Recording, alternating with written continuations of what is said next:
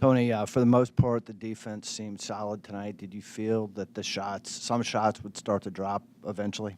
Yeah, I thought we lost our composure a little bit. I mean, we had some opportunities to finish and did not, but at times we kind of just put our head down and drove the pile, and it was too much. And I think Wisconsin did to us, in a way, what happened last year when we played. We kind of outlasted them a little bit. They were just, when it mattered, they were a sounder, a little more poised, and made the plays. And then whenever we got a chance to maybe get into a 2-possession game, 3-possession game, get an offensive rebound, or maybe we didn't show on a ball screen. But offensively, when we really couldn't throw it inside, they did a good job. They just kind of stayed down, stayed in front of us, made us make some plays over the top, and we had trouble doing that. And again, when you shoot those numbers from your perimeter guys or just as a team, you're not going to be able to win too many games.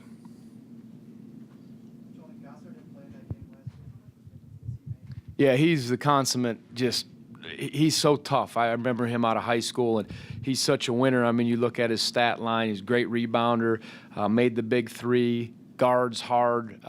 Those are tough young men, and a very sound team. I mean, they're undefeated for a reason, and he gives them a lift. I mean, there might have been more air balls shot in this game than I think any game, both teams. I mean, it just was not a lot of easy looks out there.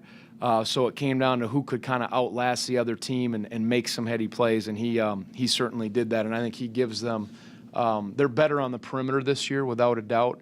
And the way with Kaminsky's been playing, certainly they're effective on the inside, playing Sam at the 4. But I think their perimeter is stronger, and that's no disrespect to whoever they had last year. But they got some guys that are just bringing it, and I think Josh is the main reason, and Trevon's better too.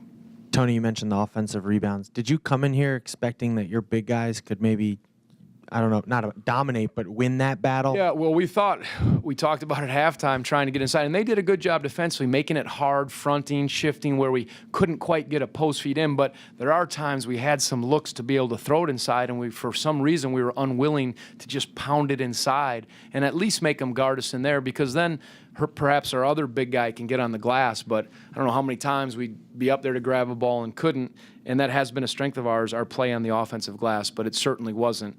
And we didn't have quite as many opportunities for Mike or Anthony especially to get some inside looks, or at least off the lane and go to work.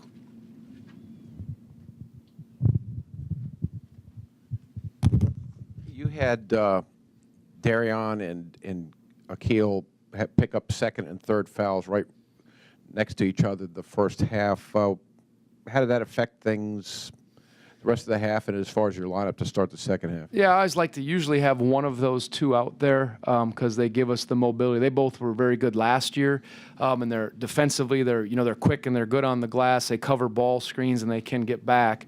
So we had to play a little differently. And Anthony defensively he's a little behind right now than those compared to those two. So I thought our defense softened a little bit, and I know that sounds funny when you look at the shooting numbers, but a breakdown here or there was detrimental in this game. You just couldn't afford it, and we couldn't capitalize offensively when we thought we had our offensive lineup in there. But Darion, got out of sorts early, and that affected us, and certainly with Akil.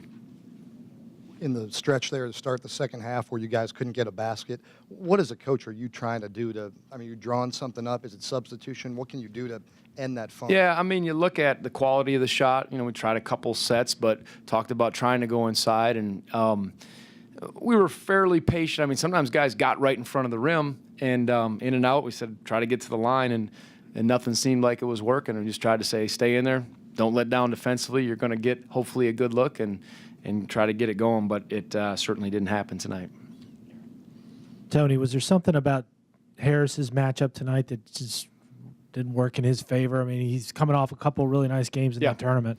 Well, yeah, he, like I said, he won a 10. Obviously, they did a great job, and he got a couple looks. One was, over the basket, which he usually doesn't do. And then I think he said, well, my shot's not going, so I'm going to really try to put my head down, and that wasn't working. They were waiting for him in the lane. And they just did a good job of sealing every alley to the rim and making him shoot some contested shots. But he was a bit out of sorts, largely due to their defense, but I think he'll tell you he was not where he needed to be.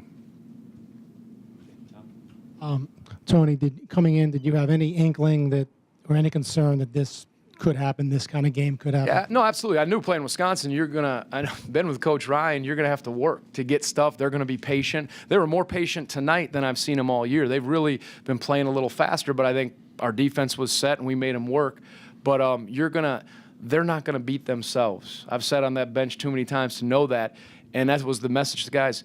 If they're good enough to beat us, so be it. But don't lose, as they say. Be sound. And we have some warts, as every team does. And when all the guys go cold at once, it's hard. And we've been able to have one guy step up at another time when Joe's been off or someone else has, and that wasn't happening today. You really can't look. Mike had a couple of buckets, but there was nobody. So our depth was not what it has been so far.